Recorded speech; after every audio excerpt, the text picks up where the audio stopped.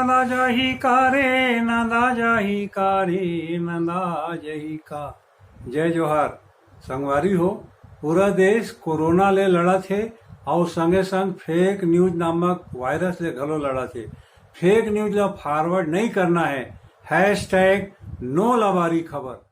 जय जोहार संगवारी हो, आप मन देखा तो द लोक मीडिया के हमर पहल है कि हैशटैग नो लबारी खबर यानी फेक न्यूज़ ला इति उति नहीं बगराना हवे। काबर कि फेक न्यूज़ ले न जाने कतका जेन्हे भ्रामक जानकारी मिलथे अउ आधा अधूरा जानकारी और भ्रामक जानकारी के बीच के जन तालमेल हवे तिही ला फेक न्यूज़ कहथे। तो आप मन ला जागरूक रहना है। फेक न्यूज़ ला व्हाट्सएप और इति उति के माध्यम ले आप ला फैलाना नहीं है।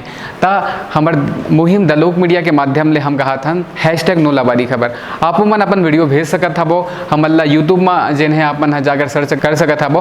फेसबुक में आप मन वीडियो बनाओ और डालो हैशटैग नो लबारी खबर। धन्यवाद।